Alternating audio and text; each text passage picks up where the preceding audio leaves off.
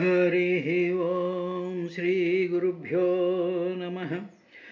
पंकजनभाय संकर्षणाय शान्ताय विश्वप्रबोधाय भूतसूक्ष्मेन्द्रियात्मने सूक्ष्माय वासुदेवाय पूर्णाय पुण्याय निर्विकाराय कर्मविस्तारकाय त्रयीपालाय त्रैलोक्यपालकाय सोमरूपाय तेजोबलाढ्याय स्वयं ज्योतिषे दुरन्ताय कर्मसाधनाय परापुरुषाय यज्ञरेतसे जीवतृप्ताय पृथ्वीरूपाकाय लोकाय नभसेऽन्तकाय विश्वयोनवे विष्णवे जिष्णवे नमोऽस्तु।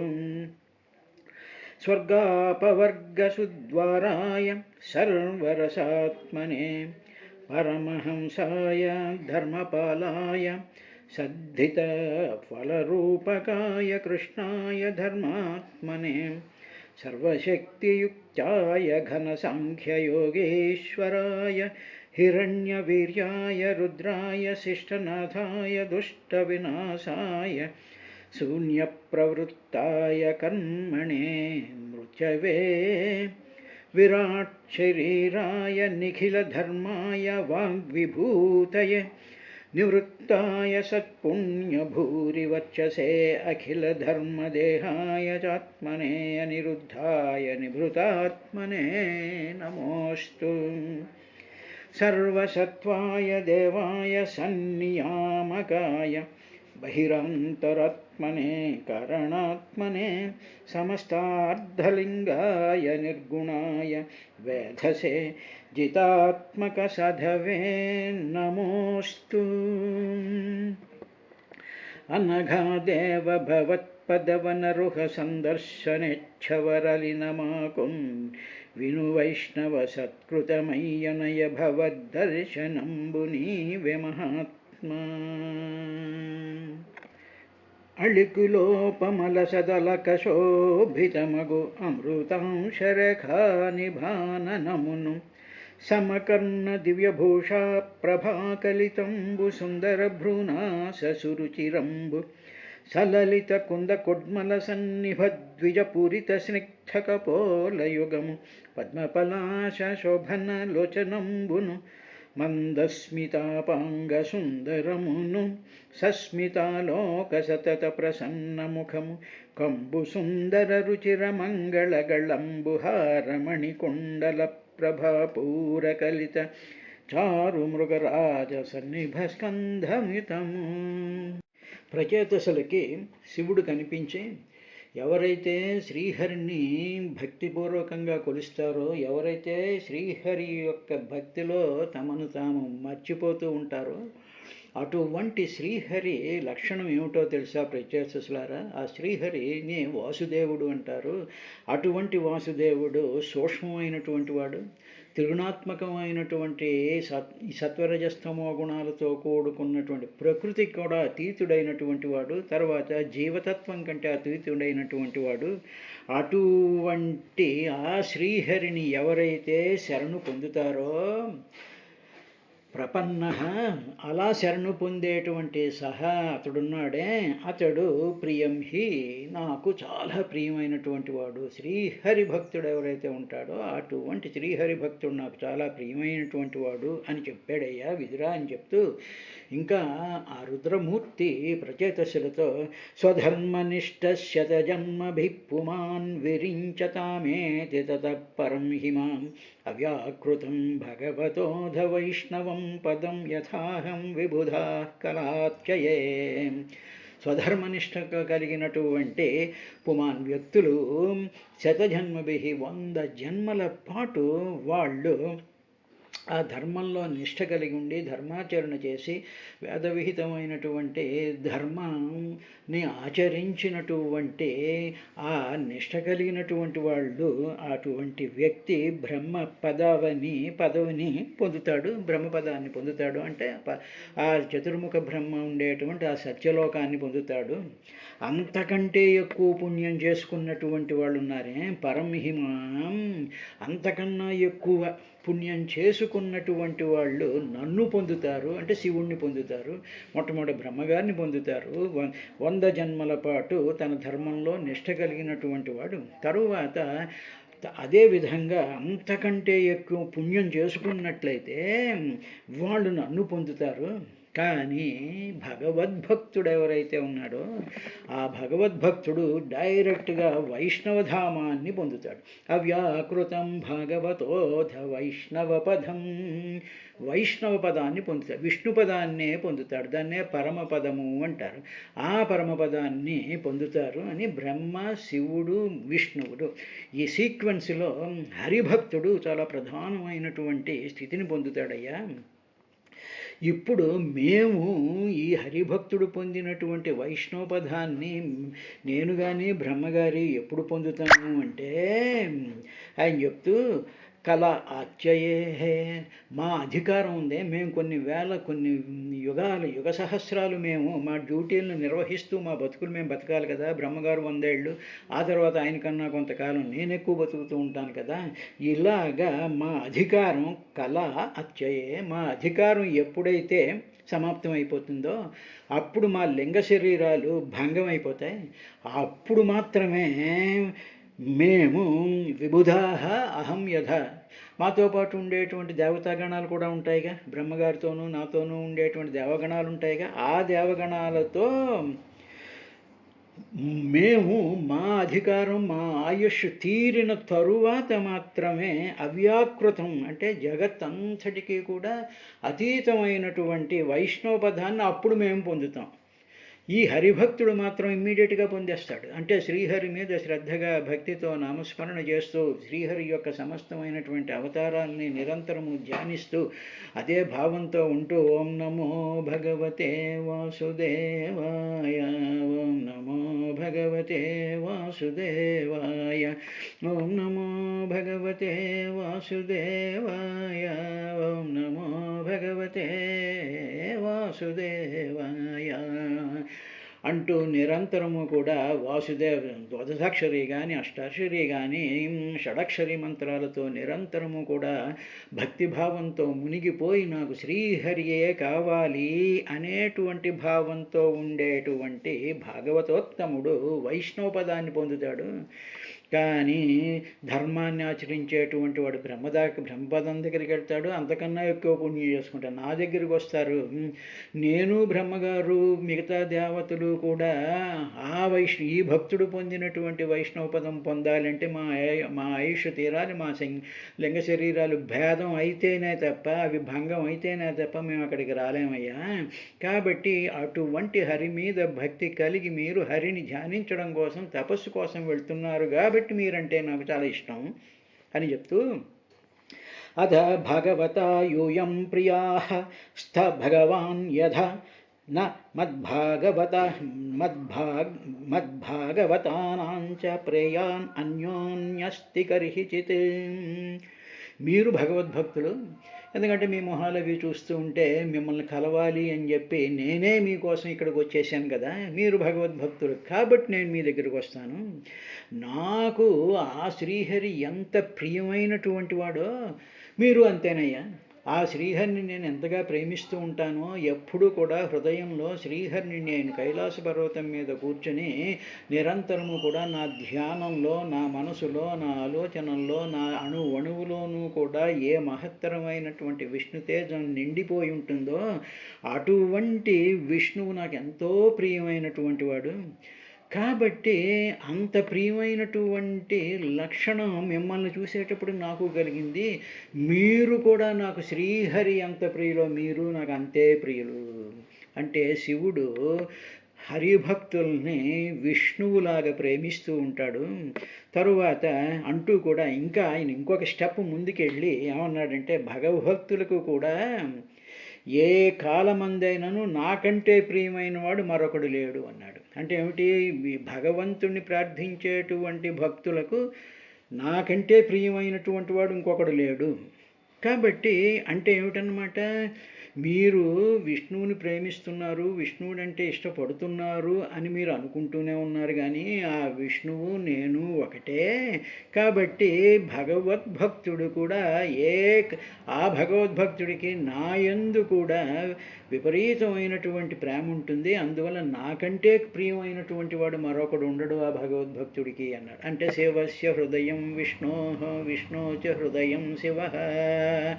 విష్ణువు శివుడు ఒకడే, ఏ విధమైనటువంటి భేదం లేదు అనేటువంటి ఆ ఆ పరమ సత్యాన్ని ఈయన చెప్పాడు. మామూలుగా చెప్పేటప్పటికి ఏమవుతుంది అంటే, మీరేమో విష్ణు భక్తుడు కాబట్టి విష్ణు భక్తులు అంటే మీరంటే నాకు ఇష్టం అనగానే వీళ్ళు ఏమనుకుంటారంటే, ఓహో శివుడు విష్ణువు కన్నా తక్కువవాడు కాబోలు, అందుకని విష్ణువుని ఈయన కూడా ధ్యానిస్తూ ఉంటాడు కాబట్టి మనం ఈయనకన్నా గొప్పవాళ్ళం అనుకుంటారేమో అనుకుని, కాదురా అది కాదు. భగవద్భక్తులకు కూడా ఏ కాలంలో కూడా నాకంటే ప్రియమైనటువంటి వాడు ఇంకొకడు లేడు అన్నాడు. అంటే ఏమిటని, నేనేరా విష్ణువుని, విష్ణువు నేనేరా. అందుకనే మనకి ఈ గాయత్రి ఈ సంధ్యావందన మంత్రం శివస్య హృదయం విష్ణు విష్ణోచ హృదయం శివ అని సంధ్యావందనం చేసుకునేటప్పుడు ఈ భావంతో సంధ్యావందనం చేస్తూ ఉంటాం. అదే విషయాన్ని చెప్తూ, నా మద్భాగవతానాంచ ప్రేయాన్ అన్యోన్యస్తి కర్హిచిత్. ప్రేయాన్ కర్హి, ఏ కాలంలోనూ కూడా నాకంటే అన్య మరొకడు ప్రియమైనటువంటి వాడు లేడు అని చెప్పి వాళ్ళకి ఆ క్లారిటీ ఆయన ఇచ్చాడు. అంటే ఇప్పుడు నన్ను శివుడి కింద నీలకంఠుడి కింద చూస్తున్నారా బాబు, కానీ ఆ నీలకంఠ స్వర్ణదేహంతో ఉండేటువంటి నేనే విష్ణువుని కాబట్టి నన్ను విష్ణు స్వరూపం కింద చూస్తూ ఉండాలి. అంటే రెండిటినీ ఒకే విధంగా చూడగలిగినటువంటి స్థితి మీకు అబ్బాలి అంటే దాన్ని మీకు అనుగ్రహించేటువంటి వాడు శ్రీ మహావిష్ణువురా అని చెప్తూ ఆయన ఇంకేమన్నాడంటే, మీరు ఆ స్థితికి ఇంకా రాలేదు కాబట్టి మీకు నేను యదం వివిక్తం జప్తవ్యం పవిత్రం మంగళం పరం నిశ్రేయసకరం చాపి శ్రూయతాం తద్వదామి వహ. ఈ ప్రచేతసులు ఎంత అదృష్టవంతులు అంటే, సాక్షాత్తు శివుడే ఆ సరస్సులో నుంచి, వాళ్ళ యొక్క మానస సరస్సు అనుకున్నాం అనుకోండి, ఆ మానస సరస్సులో నుంచి శివుడే సాక్షాత్తుగా ప్రత్యక్షమయ్యి వాళ్ళతో ఏమన్నాడంటే, నేను మీకు పావనమైనటువంటిది, ఇదం పవిత్రమైనటువంటిది, పావనమైనటువంటిది, తర్వాత పరం చాలా మంగళమైనటువంటి శ్రేయస్కరమైనటువంటి మోక్షం. శ్రేయస్కరం అంటే మోక్షం, శ్రేయాలు ఇచ్చేటువంటి. శ్రేయస్సు అంటే ఏమిటి అంటే, ఏది ఆ వ్యక్తులకి మంచిదవుతుందో అదే శ్రేయస్సు, ఏది వ్యక్తులకు ప్రియమవుతుందో అది శ్రేయస్సు. అందు ప్రియము వేరు, శ్రేయస్సు వేరు. సో సర్వ మానవులకి, సర్వభక్తులకి, సాధకులకి ఏది శ్రేయస్సు అంటే పరమాత్మ యొక్క సంగమము, శ్రీహరి యొక్క ఆలోచన, శ్రీహరి యొక్క పదములు, శ్రీహరి యొక్క పాదాలు, శ్రీహరి యొక్క కథలు, శ్రీహరి యొక్క చరిత్ర, శ్రీహరి యొక్క తేజస్సు, సర్వంలోనూ కూడా ఇదంతా కూడా విష్ణుమయం జగత్ అనేటువంటి భావనతో ఉండడమే శ్రేయస్సు.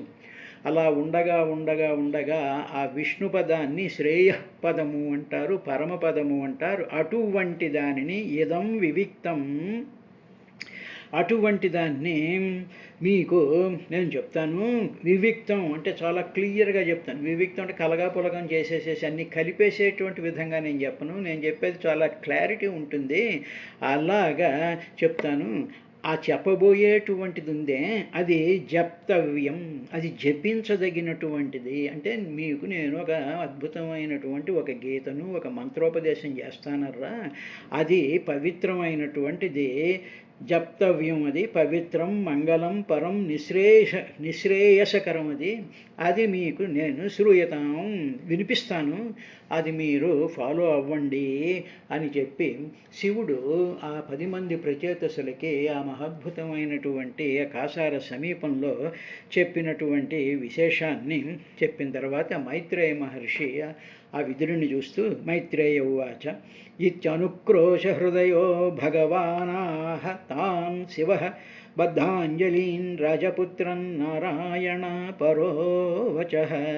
అప్పుడు మైత్రేయ మహర్షి ఏమన్నాడంటే, అనుక్రోశ హృదయ, చాలా దయహృదయం కలిగినటువంటి నారాయణపర, నిరంతరము కూడా నారాయణ జపం చేసేటువంటి వాడు, నారాయణ్ణే తలుచుకునేటువంటి వాడు. శివస్య హృదయం విష్ణోహో, విష్ణోశ హృదయం శివస్య, శివుడి యొక్క హృదయంలో నారాయణుడు ఉంటాడో అటువంటి నారాయణ పరుడైనటువంటి భగవాన్ శివ, ఆ భగవంతుడైనటువంటి శివుణ్ణి వీళ్ళు చూసి మీకు నేను ఉపదేశం చేస్తానర్రా అనగానే ఎంత మహాదృష్టమో మాకు, సాక్షాత్తు కైలాసపతే వచ్చి మీకు నేను ఉపదేశం చేస్తాను, జపోపదేశం చేస్తాను, దానిని మీరు జపించండి అని చెప్పి తనంతట తానే వచ్చి మనకి చేస్తున్నాడు అనేటువంటి ఆ పులకించిపోయినటువంటి హృదయంతో బద్ధ అంజలీన్ వాళ్ళు వెంటనే ఇంక నోట్లోంచి మాట రాకుండా అలాగ నమస్కారం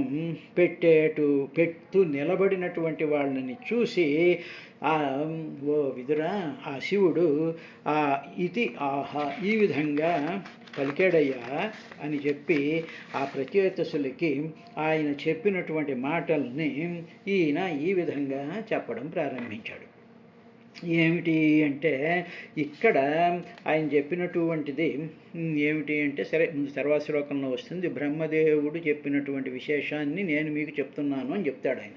శ్రీ రుద్రౌవాచ జితం త ఆత్మ విద్గుర్జస్వస్తయే స్వస్తిరస్తు మే భవతారాధసారాద్ధం సర్వస్మా ఆత్మనే నమః అని చెప్పి, ఆత్మస్వరూపుడైనటువంటి చైతన్య స్వరూపుడైనటువంటి సర్వాంతర్యామైనటువంటి వాసుదేవ స్వరూపుడైనటువంటి ఆ శ్రీహరికి ఈయన నమస్కారం, రుద్రుడు నమస్కారం పెడుతూ ఈ విధంగా అన్నాడు. ఆత్మవేత్తల్లో అంటే ఆత్మతత్వాన్ని తెలుసుకున్నటువంటి వాళ్ళల్లో అగ్రేసరుడైనటువంటి వాళ్ళు, ఆత్మతత్వాన్ని తెలుసుకున్నటువంటి వాళ్ళలో మహోత్తములైనటువంటి వాళ్ళు, ఆ పరిపూర్ణ తత్వం తెలుసుకునేటువంటి వారికి కళ్యాణం కోసమని చెప్పి నీవు ఆవిష్కరించేవయ్యా అని శ్రీ మహావిష్ణువుని ఆయన రుద్రుడు ప్రార్థిస్తూ ఈ విధంగా అన్నాడు.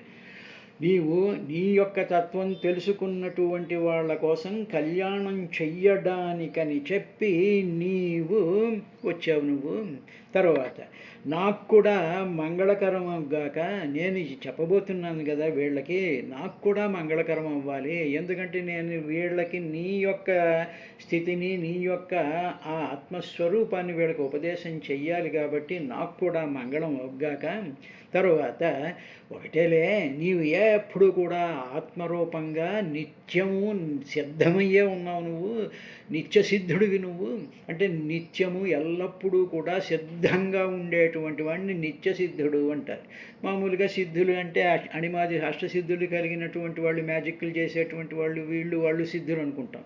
కానీ సిద్ధత్వం అంటే సర్వభూతాలలోనూ, ప్రతి అణువులోనూ, అణువాంతరాలలోనూ సర్వము పురుష నిండిపోయి ఉన్నటువంటి సత్యం, జ్ఞానం, అనంతమైనటువంటి ఆ బ్రహ్మస్వరూపం నిత్యం శుద్ధం బుద్ధం ముక్తమైనటువంటిది ఎప్పుడు సిద్ధంగానే ఉంది. దాన్ని ఎక్కడికో వెళ్ళి మనం సంపాదించుకోవాల్సిన అవసరం లేనటువంటి సర్వసిద్ధమైనటువంటి నీవు నిత్యశుద్ధుడివై ఉన్నావయ్యా. సర్వరూపంలోనూ కూడా ఆత్మస్వరూపుడివై నువ్వు ఉన్నావు.